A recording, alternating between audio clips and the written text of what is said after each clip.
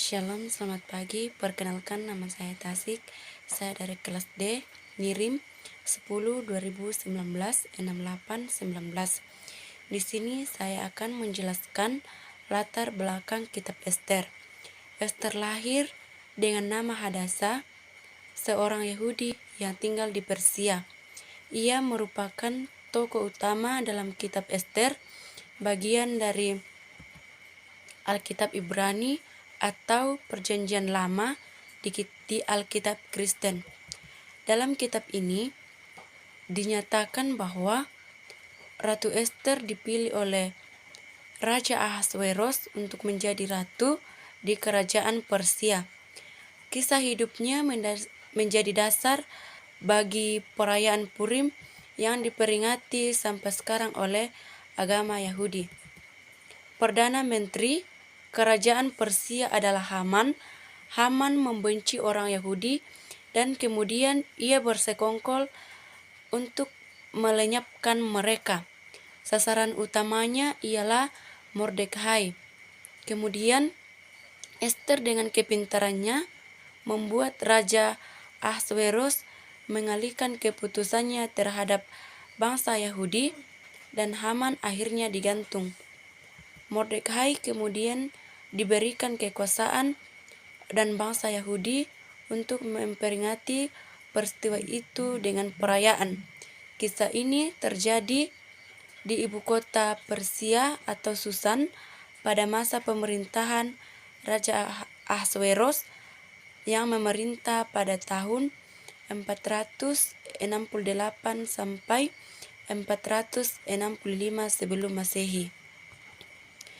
Kemudian peristiwa keterlibatan tokoh Ester dalam Alkitab.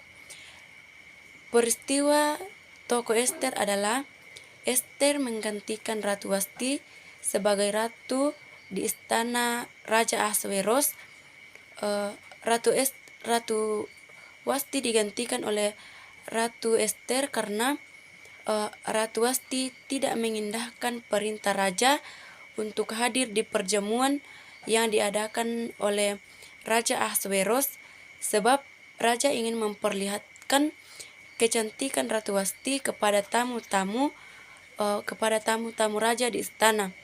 Karena Ratu Wasti tidak mengindahkan titah raja, hal ini membuat raja sangat marah sehingga ia melepas kedudukan Ratu Wasti sebagai ratu di istana. Adapun Ratu Ester yang menggantikan Ratu Wasti sebagai ratu di istana Raja Ahasweros, ia berasal dari Yahudi.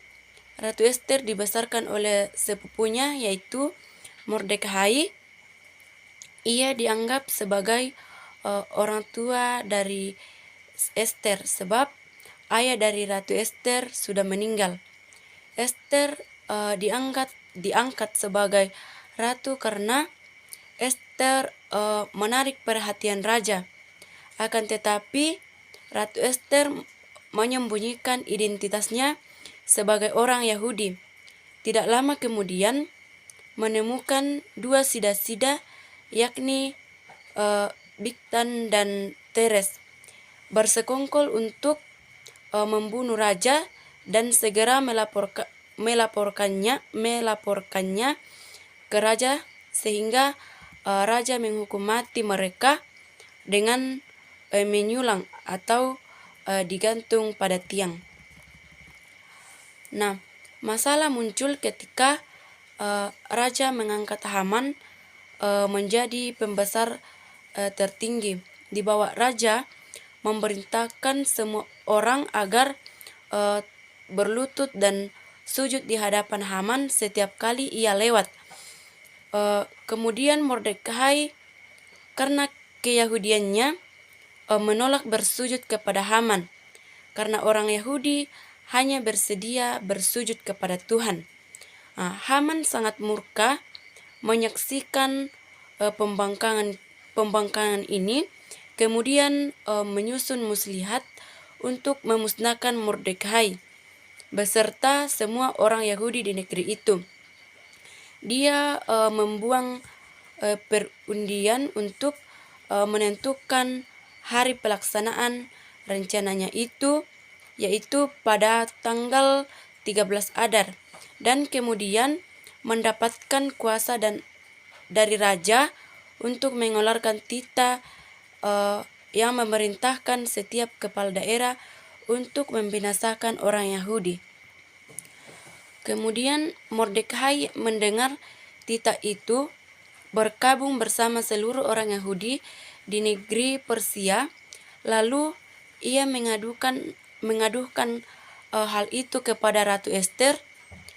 Ester menyuruh Mordekai beserta orang-orang Yahudi untuk berpuasa baginya, dan ia beserta dayang-dayangnya pun akan ikut berpuasa agar ia dapat dipanggil untuk menghadap raja, karena adanya aturan bahwa setiap orang menghadap raja tanpa dipanggil terlebih dahulu akan mendapatkan hukuman mati. Pada hari ketiga, ketika Ratu Ester pergi ke pelataran dalam istana raja, raja yang melihatnya kemudian memanggilnya dengan tongkat emas kerajaan. Ester meminta agar raja dan Haman datang ke perjamuan yang diadakannya. Di dalam pesta itu, ia meminta lagi agar mereka datang pula ke pesta yang kedua keesokan harinya. Dalam perjamuan hari kedua itu, Ester mengatakan bahwa ia dan bangsanya, orang-orang Yahudi, ingin dicelakakan oleh Haman. Raja yang marah kemudian keluar dari taman, tetapi Haman meminta ampun kepada Ratu Ester. Kemudian raja kembali masuk dan semakin marah karena ia mengira bahwa Haman ingin menggagahi Ratu Ester, dan kemudian menyuruh orang untuk menghukum mati Haman dan menyulangnya dengan tiang yang dibuatnya sendiri.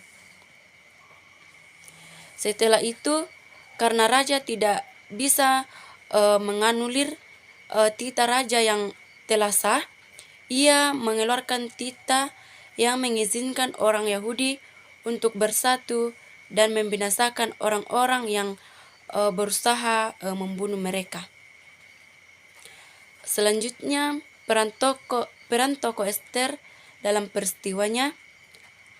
Peran Ester ialah sebagai ratu di istana yang menggantikan Ratu Wasti. Ratu Ester juga sebagai orang yang pemberani, ratu yang pemberani yang menyelamatkan bangsanya dari ancaman. Kitab Ester juga membuktikan bahwa Allah tetap setia dan dalam memelihara dan menolong umatnya yang berada dalam kesusahan dan kesulitan. Dan dari pengalaman Haman membuktikan bahwa kesombongan atau ketamakan akan menghasilkan kerugian bagi diri sendiri. Selanjutnya, sumbangsi kehidupan tokoh Ester bagi kehidupan Anda, perspektif gender. Ratu Ester sebagai perempuan yang sangat pemberani dalam memperjuangkan bangsanya. Hal ini menunjukkan bahwa perempuan juga memiliki kemampuan dalam membela kebenaran. Hal ini menginspirasi banyak perempuan bahwa perempuan tidak selamanya lemah dalam hal apapun. Ester adalah gadis Yahudi yang menjadi ratu Persia dan menyelamatkan bangsanya dari pembasmian. Ratu Ester juga sebagai perempuan yang bijaksana dan selalu sabar dalam menjalankan tugas atau hal apapun, dan Allah mengatur setiap aspek kehidupan sehingga memposisikan tokoh dan situasi yang selaras dengan rencana dan kehendaknya. Yang terakhir, apa sumbangsi kehidupan tokoh Ester bagi Anda sebagai guru pak? sebagai guru pak dapat sumbangsi tokoh Ester bagi seorang guru pak adalah memiliki keberanian dan iman. Dan tentunya dalam kitab Ester pada Allah membuktikan kepercayaan yang ia miliki pada Allah yang hidup. Kehidupan Ester adalah pelajaran dalam kedaulatan Allah atas segala ciptaannya. Ester mempercayai Allah dan melayani dengan rendah hati apapun pengorbanannya. Ester adalah peringatan akan janji Allah sebagai yang tertulis dalam kitab Roma pasal 8 ayat 28. Kita tahu sekarang bahwa Allah turut bekerja dalam segala sesuatu untuk mendatangkan kebaikan bagi mereka yang mengasihi Dia, yaitu bagi yang terpanggil sesuai dengan rencana Allah. Sekian dari penjelasan saya ucapkan banyak terima kasih.